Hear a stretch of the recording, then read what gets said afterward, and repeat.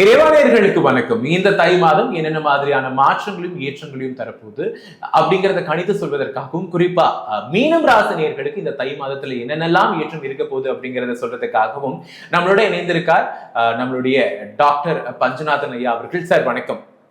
இந்த மாதம் குறிப்பா மீனம் ராசினியர்களுக்கு என்னென்ன மாதிரியான மாற்றங்கள் ஏற்றங்கள்லாம் இருக்க போகுது நீங்க சொல்றதுக்காக மக்கள் காத்துக்கிட்டு இருக்காங்க.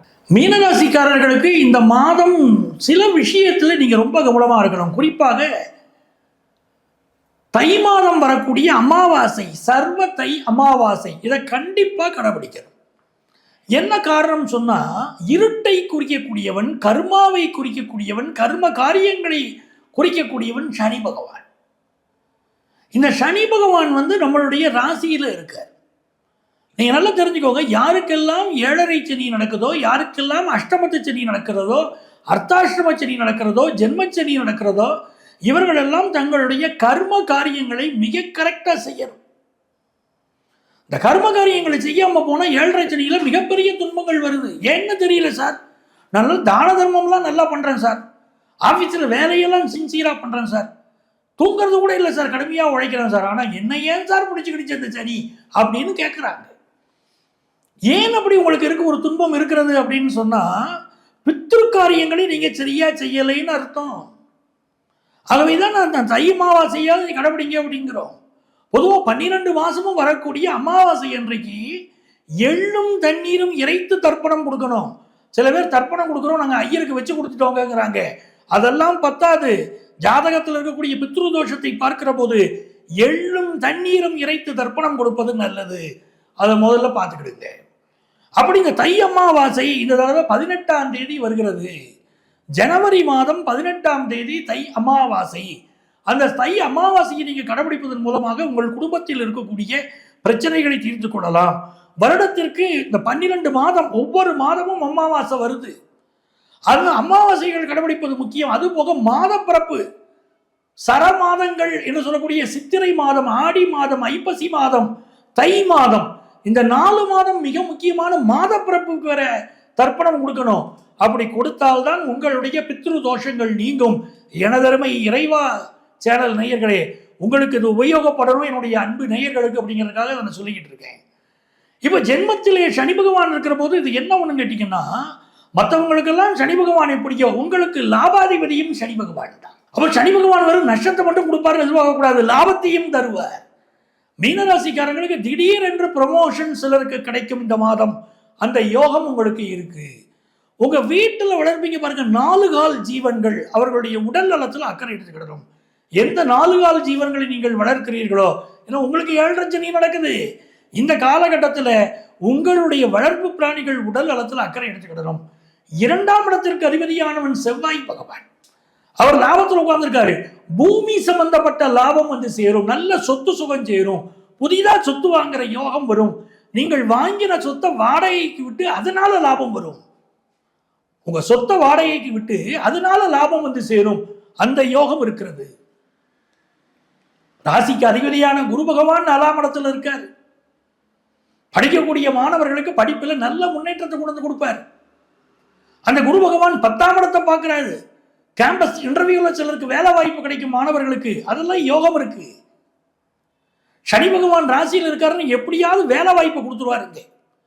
பொதுவாகவே சனி பகவான் 2026 யாருக்கெல்லாம் வேலை வாய்ப்பு கிடைக்கும்னா, யாருக்கெல்லாம் உங்களுடைய சொந்த ஜாதகத்துல சனி பகவான் மீனத்திலோ, கடகத்திலோ, விருச்சிகத்திலோ அமர்ந்திருக்கிறாரோ, இந்த 3 ராசியில சனி பகவான் இருந்தா உறுதியா வேலை கிடைக்குங்க இந்த 2026. அப்படிதான் இந்த விசுவாவசு வருடம் தை மாதத்துல உங்களுக்கு சனி பகவான் நல்ல வேலை வாய்ப்பை உருவாக்கி தருவார். 3ஆம் இடத்துக்குரிய சுக்கிர பகவான் லாபத்தில் உட்கார்ந்தாரு. திருமணம் சம்பந்தப்பட்ட பேச்சுவார்த்தை இந்த மாசம் நடக்கும். அந்த பேச்சுவார்த்தை வெற்றிகரமா முடியும். மனதிற்கு பிடித்த ஒருவர் லைஃப் பார்ட்னரா வருவார். ரொம்ப ஆசையா காத்திருந்தீங்க, இந்த நாளுக்காகத்தானே காத்திருந்தேன் அப்படின்னு நீங்க எதிர்பார்த்தபடி நல்ல ஒரு வரன் ஒன்று அமையும் போதுங்க சந்தோஷமா இருப்பீங்க. 6ஆம் இடத்துல கேது, உடல் நலத்துல சிலருக்கு சில பாதிப்புகள் இருக்கு. வேலை வாய்ப்பு நல்லா கொடுக்குறது சந்தேகம் இல்லை. அதே நேரத்தில் சிலருக்கு உடல் நலத்துல பாதிப்பு இருக்கு. என்ன வியாதின்னு தெரிஞ்சுக்கணும், டாக்டர்கிட்ட போனா கொஞ்சம் பொறுத்து பார்க்கணுங்க. ஏதோ சொல்றீங்க, சளியெல்லாம் செக் பண்ணி பார்க்குறேன், சளி இருக்கிற மாதிரியும் தெரியல, ஆனா என்னன்னு இதுக்கு காய்ச்சல் வந்துச்சு உங்களுக்கு, ஒரு 2 நாள் பார்ப்போம், மருந்து மாத்திரையை சாப்பிட்டுட்டு வாங்க, என்னன்னு பார்ப்போம் அப்படின்னு டாக்டர் சொல்லுவார் உங்கள்கிட்ட. ஏன்னா 6ல் கேது உட்கார்ந்துருக்கு, அன்ஐடென்டிஃபைடு டிசீஸ்னா அது. அதனால உடல் நலத்தில் அக்கறை எடுத்துக்கிடணும். 7க்குரிய புதன் பகவான் லாபத்தில் உட்கார்ந்துருக்கிறது நல்ல பிசினஸ் பார்ட்னர் அமைச்சு கொடுக்கும். ஒரு பிசினஸ் பண்றவங்களுக்கு பிசினஸ் வெற்றிகரமாக அமைஞ்சா தானங்க கண்டினியூ பண்ண முடியும். ஒரு பிசினஸ் பண்றவங்களுக்கு நல்ல முதலீடு கிடைக்கணும், நல்ல பணம் போடுறவங்க கிடைக்கணும். நான் பிசினஸ் பண்ணிக்கிட்டே இருக்கேங்க, சின்சியரா உழைக்கிறேங்க அப்படிங்கிறதுல இந்த காலத்தில் வெற்றி இல்லை. ஹார்ட் ஒர்க்கா ஸ்மார்ட் ஒர்க்கான ஸ்மார்ட் ஒர்க் தேவைப்படுது. அப்படி 7க்குரிய புதன் வந்து லாபத்தில் இருந்து உங்களுக்கு பிசினஸ்ல ஒரு பெரிய வளர்ச்சியே இந்த காலகட்டத்தில் கொடுத்துருவாரு. அது நல்லா இருக்கு. அதே மாதிரி 9ஆம் இடத்திற்கு அதிபதியான செவ்வாயிலும் உங்களுக்கு 11ஆம் இடத்துல அமைஞ்சதுனால பூர்வீக சொத்துக்கள் வந்து சேரும். ஸோ பிஸ்னஸ்ல லாபம், நல்ல வேலை வாய்ப்பு கிடைக்கிற யோகம், படிக்கிற மாணவர்களுக்கு வெற்றி, நல்ல நல்ல விஷயங்கள் வருங்க. எங்க 7.5 சனி நடக்குதுங்க, எங்க எதுக்கு எடுத்தாலும் இந்த நெகட்டிவை தேடிக்கிட்டே இருப்பாங்களா? நெகட்டிவை விடுங்க, அது வாழ்க்கையில் இருக்கத்தான் செய்யுது. அது கிடக்கட்டும் ஒரு பக்கம். நம்ம பாசிட்டிவா நினைப்போம். நம்ம எப்படி நினைக்கிறோமோ அப்படியே ஆகுங்க வாழ்க்கையில. பாசிட்டிவா நினைச்சா பாசிட்டிவாவே வாழ்க்கை அமையும். அதைத்தானே நம்முடைய பெரியவர்கள் எல்லாம் எடுத்து சொல்லியிருக்காங்க. ஆக இந்த தை மாதம் உங்களுக்கு நல்ல மாதமாக இன்னும் சிறப்புகளோடு அமையணும். யாரை வழிபட்டால் நன்மைகள் உங்களுக்கு பெருகும் அப்படின்னு பார்த்தீங்கன்னா, இந்த மாதம் திருச்செந்தூர் முருகனை வழிபடுங்கள். அந்த திருச்செந்தூர் முருகன் அருளினாலே உங்கள் வாழ்க்கை மிகச்சிறப்பாக அமையும். தை மாதம் அப்படின்னு எடுத்துக்கிட்டீங்கன்னா, ஒவ்வொரு மாதங்களுக்கும் ஒரு சிறப்பு உண்டு. இப்போ சித்திரை மாதம் எடுத்துட்டோம்னா சித்திரை விஷு அப்படின்னு பேசுகிறோம். வைகாசி மாதம் எடுத்துட்டா வைகாசி விசாகம் பேசுகிறோம். அதே மாதிரி பகவான் கிருஷ்ண பரமாத்மா கீதையில சொல்றார், மாதங்களில் நான் மார்கழி அப்படின்னு பேசுறார். அப்படி ஒவ்வொரு மாதத்திற்கு ஒரு உயர்வு இருக்கிற மாதிரி தை மாதத்துக்குன்னு ஒரு தனி சிறப்பு இருக்கு. என்ன சிறப்பு அப்படின்னா, சூரிய பகவானுடைய உத்தராயண பயணம் தை மாசம் தான் ஆரம்பிக்கிறது. உத்தராயணம்னு வடக்கு நோக்கிய பயணம். அப்படி சூரிய பகவான் வந்து மார்கழி மாதம் முடிந்து தை மாதம் ஆரம்பிக்கிற போதுதான் வடக்கு நோக்கிய பயணம் மேற்கொள்கிறார். ஆகவேதான் அந்த மாதத்தை மிகச்சிறந்த மாதமாக, தை மாதத்தை உயர்வாக நம்முடைய சாஸ்திரங்கள் எல்லாம் சொல்லுது. அதிலும் பார்த்தீங்கன்னா தை மாதம் தான் நம்ம ஊர்ல அறுவடை நடக்கும். அறுவடை செய்த அந்த மகிழ்ச்சியோடு, அந்த பண வசதியோடு புதிய மாதம் தொடங்குகிறது. ஆகவே குடும்பங்கள் எல்லாம், எல்லா குடும்பங்கள்லையும் ஒரு மகிழ்ச்சி இருக்கும். தை பிறந்தாச்சுன்னா கல்யாணம். எல்லா வீடுகளிலுமே சொல்லுவாங்க, தை பிறந்தா வழி பிறக்கும்னு அர்த்தம் நல்ல கல்யாண செய்தி வரும்னு அர்த்தம். என்னென்ன சுப செய்திகளுக்காக தமிழன் காத்திருந்தானோ அத்துணை சுப செய்திகளையும் தாங்கி வரக்கூடிய மாதம் தை மாதம். அதுதான் மிக முக்கியமானது. அப்படி தை மாதம் வந்து ஒரு கல்யாண விஷய பேச்சுவார்த்தையை தொடங்குவா, அறுவடையை செய்கிறார்கள் தை மாதம். அப்படி தை மாதம், மாசி மாதம், பங்குனி மாதம், சித்திரை மாதம், இதிலெல்லாம் பார்த்தீங்கன்னா நல்ல கல்யாண விஷயங்களை கொண்டு வராங்க. நீங்கள் பார்த்தீங்கன்னு தெரியும், முருகப்பெருமானுக்கு அது மாதிரி பெரிய தெய்வங்களுக்கெல்லாம் பங்குனி மாதம் வந்து திருக்கல்யாணம் வைப்பார்கள். இதெல்லாம் இந்த அடிப்படையில் தான் ஆரம்பிக்கிறது. தை மாதம் பிறந்தால் எல்லா நன்மையும் பிறக்கும் அப்படின்னு அர்த்தம். இந்த மாதத்தில் என்ன ஒரு சிறப்பு அப்படின்னு நம்ம பார்க்குற போது, இந்த மாதத்துடைய கிரகநிலைகளை பார்க்கணும். இந்த தை மாதத்தில் எப்படி கிரகநிலைகள் இருக்குன்னா, மிதுன ராசியில் குரு பகவான் விட்டிருக்கிறார். அற்புதமான பலன்களை தரக்கூடிய சுபக்கிரகம் சொல்றோம் இல்லையா, அந்த சுபக்கிரகமாகிய இயற்கை சுபராகிய குரு பகவான் மிதுன ராசியில் இருக்கார். அதே மாதிரி சிம்ம ராசியில கேது பகவான் இருந்துட்டு இருக்கார். மகர ராசியில 4 கிரகங்கள், சூரியன், சுக்கிரன், செவ்வாய், புதன், இந்த 4 கிரகங்கள் மகர ராசியில் இருக்காங்க. கும்பராசியிலே ராகு பகவான், மீன ராசியில சனி பகவான். இதுதான் கிரகநிலை. சந்திரன் வந்து டெய்லி மாறக்கூடியவர். அப்போ இந்த கிரகநிலைகளை பேஸ் பண்ணி தான் இந்த தை மாத பலன்களை இந்த நம்ம ராசிக்கு நான் சொல்ல போறேன். நம்ம ராசிக்கு என்ன பலன், என்ன நன்மை நடக்கும், என்ன பரிகாரம் பண்ணணும் அப்படிங்கிறதெல்லாம் உங்களுக்கு நான் விளக்கமாக சொல்ல போறேன். அதுக்கெல்லாம் அடிப்படை இந்த பிளானட்டரி பொசிஷன் தான். அதுவும் ஜனவரி மாதம் 15ஆம் தேதின்னு ஆங்கில மாதத்தை ஒரு ஞாபகத்துக்காக சொல்றோம். தை மாதம் பிறப்பது ஆங்கிலத்தில் ஜனவரி 15ஆம் தேதி. அன்றைக்கு தான் பொங்கல் பண்டிகை. நேயர்கள் அனைவருக்கும் எனது இனிய பொங்கல் திருநாள் நல்வாழ்த்துக்களை தெரிவித்துக்கிறேன். 16ஆம் தேதி இந்த மாதம் பிரதோஷம் வருது. மாட்டு பொங்கல் அன்னைக்கு தான் பிரதோஷம். 16ஆம் தேதி சிவபெருமானுக்கு உகந்த நாள். 18ஆம் தேதி சர்வ தை அமாவாசை. நம்முடைய நிகழ்ச்சிகள் எல்லாம் நான் மிகுந்த முக்கியத்துவம் கொடுக்கக்கூடிய ஒரு விஷயம் தை அமாவாசை மாதிரி அமாவாசை தினம். நிறைய ஜாதகங்களை நாங்கள் பார்க்குறோம், பித்ருதோஷம்னே வருது, எப்படி நீக்கிறதுன்னு தெரியலையே சார், என் குடும்பத்தில் நிறைய கஷ்டம் இருக்கேன்னு பல பேர் வரா. அதற்கு என்ன காரணம் பார்த்தோம்னா, ஜாதகத்தில் இருக்கக்கூடிய பித்ருதோஷம் அதை நீங்குவதற்கு, பிரச்சனைகள் நீங்குவதற்கு அமாவாசை தர்ப்பணத்தை கடைபிடிக்கணும். ரொம்ப அற்புதமான நாள் 18ஆம் தேதி சர்வ தை அமாவாசை, அதை கடைபிடிக்குங்க. அதே மாதிரி விரதங்களில் உயர்ந்த விரதமான திருவோண விரதம் 20ஆம் தேதி வருது. இதெல்லாம் இந்த மாதம் வரக்கூடிய மிகச்சிறந்த விஷயங்கள்.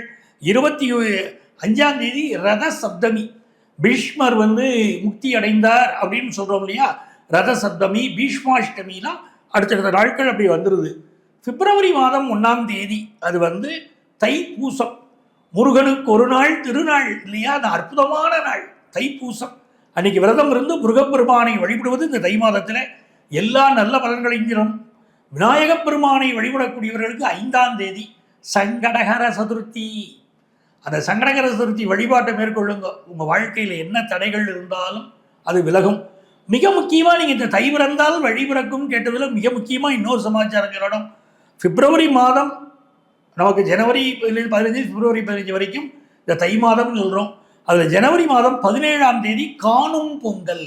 முதல்ல நம்ம சொல்லக்கூடியது தை பொங்கல் சொல்கிறோம், அப்புறம் மாட்டு பொங்கல் பேசுகிறோம். 17ஆம் தேதி காணும் பொங்கல், ஒருவரை ஒருவர் காணக்கூடிய நாள். எங்கள் வீட்டில் பொண்ணு இருக்குது, உங்கள் வீட்டில் பையன் இருக்கா அப்படிங்கிற மாதிரி திருமணத்திற்காக ஒரு அறிமுகமாக கூட காணும் பொங்கல் ஒரு காலத்தில் நம்முடைய பாரம்பரியத்தில் இருந்திருக்கு. இன்னைக்கு மேட்ரிமோனியல் வெப்சைட்லாம் நிறைய வந்துருது.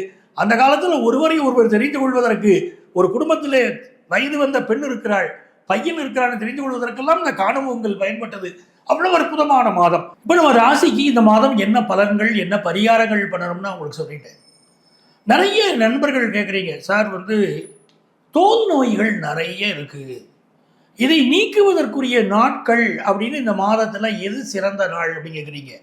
மருத்துவத்திற்கு, குறிப்பாக தோல் நோய் சம்பந்தப்பட்ட பிரச்சனைகள் தீர்வதற்கு இந்த மாதம் முதல் 3 நாட்கள், தை மாதத்துடைய 1, 2, 3 நாட்கள், இந்த 3 நாட்கள் மிகச்சிறப்பான நாட்கள். இந்த நாட்களில் தோல் நோய்க்கு மருத்துவம் எடுத்துக்கொண்டால் அற்புதமான தீர்வு கிடைக்கும். தோல் நோய் மருத்துவர்கள், டெர்மட்டாலஜிஸ்ட்னு தெரிஞ்சுக்கோங்க. இது உங்களுக்கு வரக்கூடிய உங்களுடைய நோயாளிகளுக்கு குணமாவதற்கும் அற்புதமான நாட்களாக இந்த 3 நாட்கள் இருக்குது. அதை கிரக நிலைப்படியும் சரி, அந்த நாளுடைய திதிப்படியும் சரி எல்லாம் மிகச்சிறப்பாக அமைகிறது. உங்களுக்கு சொன்னேன், ஜனவரி மாதம் 17ஆம் தேதி காணும் பொங்கல், அந்த நாளை பயன்படுத்திக்கிறோம். அதே போல் 19ஆம் தேதி, இந்த மாதத்துடைய 19ஆம் தேதி இடி மின்னலோடு மழை இருக்கும் என்று பஞ்சாங்க குறிப்புகள் சொல்கிறது. இந்த மாதம் தை மாதத்துடைய பஞ்சாங்க குறிப்புகள் உங்களுக்கு நான் சொல்கிறேன். சேலத்திலே சூறாவளி காற்று இருக்கும் என்று எதிர்பார்க்கப்படுகிறது இந்த மாதம். அதே மாதிரி சென்னைக்கு வடகிழக்கிலே குறைந்த காற்றழுத்த தாழ்வு மண்டலம் இந்த தை மாதம் உருவாகும் என்று நம்முடைய பஞ்சாங்கங்கள் குறிப்பிடுகின்றன. கடலூரிலே ஒரு சின்ன புயல் இருக்கலாம் இந்த மாதம் என்றும் எதிர்பார்க்கப்படுகிறது.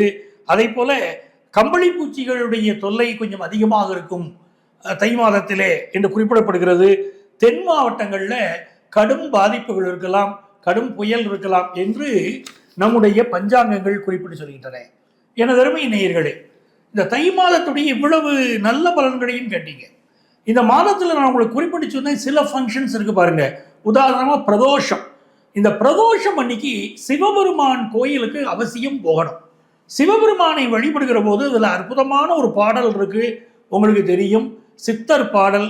ஓடி ஓடி ஓடி ஓடி உட்கலந்த ஜோதியை நாடி நாடி நாடி நாடி நாட்களும் கழிந்து போய் வாடி வாடி வாடி வாடி மாண்டு போன மாந்தர்கள் கோடி கோடி கோடி கோடி எண்ணிறந்த கோடியே ஓம் நமச்சிவாய ஓம் ஓம் நமச்சிவாய ஓம் நமச்சிவாய ஓம் ஓம் நமச்சிவாய. இந்த பாடலை, இந்த மந்திரத்தை திரும்ப திரும்ப பிரதோஷ நேரத்திலே பாடிக்கொண்டிருக்கிற போது, இதை உச்சரிக்கிற போது நமக்கு பிடித்த எல்லா இன்னல்களும் விலகுகிறது. பொதுவாக இந்த தை மாதம் நிறைய நன்மைகள் நமக்கு நடக்கணும்னா குலதெய்வ வழிபாடு செய்யணும். உங்கள் ராசிக்குரிய பலனை நான் சொல்லிட்டேன். குலதெய்வத்துடைய வழிபாட்டையும் இந்த மாதம் மேற்கொள்கிற போது உங்களுக்கு மிகச்சிறந்த பலன்கள், வெற்றிகள் இந்த மாதம் கிடைக்கும். அதே போல் சங்கடகர சதுர்த்தியில் பக்கத்தில் இருக்கக்கூடிய கோயிலில் போய், அதாவது 5ஆம் தேதி சங்கடகர சதுர்த்தி பிப்ரவரி 5 அன்னைக்கு பக்கத்தில் உள்ள கோயிலில் போய் விநாயகருக்கு நடக்கக்கூடிய அபிஷேகத்தில் கலந்து கொள்ளுங்கள். எல்லா வகையான நன்மைகளும் இந்த காலகட்டத்தில் உங்களுக்கு ஏற்படும். இந்த நிகழ்ச்சியை பார்த்து கொண்டிருக்கக்கூடியவர்கள், இங்கே நான் உங்கள் ராசிகளுக்குரிய பொதுவான பலன்களை தான் நான் சொல்லியிருக்கேன். இங்கே எங்களுடைய செல்ஃபோன் நம்பர் கொடுத்துருப்பாங்க. உங்களுக்கு உங்கள் ஜாதக ரீதியான ஆலோசனை தேவைப்பட்டால் எங்களுடைய செல்ஃபோனை காண்டாக்ட் பண்ணி ப்ரியர் அப்பாயின்மெண்ட் வாங்கிட்டு எங்களை நேரிலேயோ ஆன்லைன் மூலமாகவோ எங்கள்கிட்ட கன்சல்டேஷன் பெற முடியும். உங்கள் வாழ்க்கைக்கு வழிகாட்ட நான் காத்திருக்கிறேன். உங்கள் ஆத்மார்த்த ஜோதிடர் நங்கநல்லூர் டாக்டர் பஞ்சநாதன். சார், உங்களுடைய நேரத்திற்கு ரொம்ப நன்றி. தொடர்ந்து இணைந்திருப்போம். இறைவாவோட.